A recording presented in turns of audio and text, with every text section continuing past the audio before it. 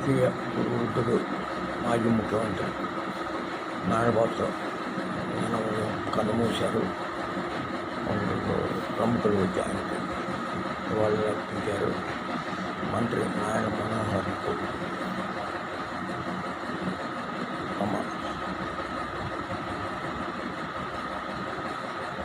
విచారం వ్యక్తం చేశారు. నారాయణ భాస్కర్ 1978లో విజయవాడ తూర్పు నుంచి ఎమ్మెల్యేగా మొట్టమొదటిసారి రాజకీయాల్లో ప్రవేశించారు. తర్వాత ఎన్టీ రామారావుతో చేతులు కలిపి తెలుగుదేశం పార్టీని ఆవిర్భావంలో ఆయన ఎంతో కృషి చేశారు. తర్వాత రామారావుతో పరపక్షాలు ఇచ్చి ఆయన అమెరికా వెళ్ళినప్పుడు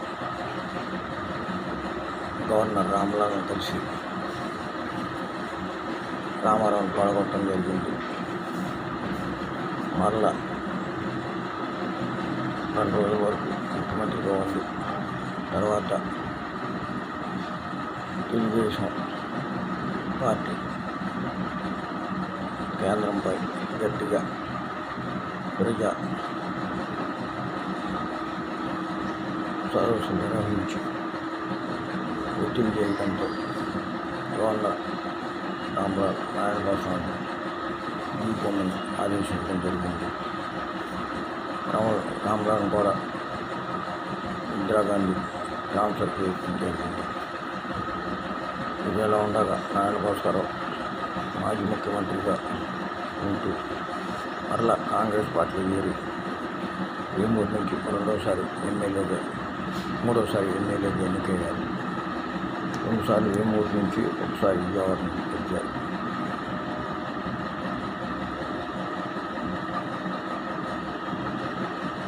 ఆయన రాజకీయాలకు దూరంగా ఉంటూ ఇంట్లోనే కాలక్షేపం చేస్తూ వాళ్ళు వీడియో ఛానల్స్ వాళ్ళకి ఇంటర్వ్యూలు ఇస్తూ చంద్రబాబును విపరీతంగా తిట్టడం వంటి కార్యక్రమాలు చేశారు.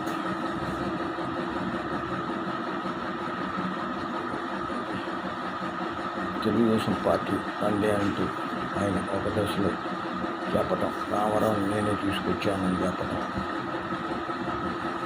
రామారావుకి ఏం తెలియదని చెప్పటం, ఇవన్నీ ఒక సెన్సేషన్ వార్తలు జరగటం వీడియోల ద్వారా రావటం జరిగింది.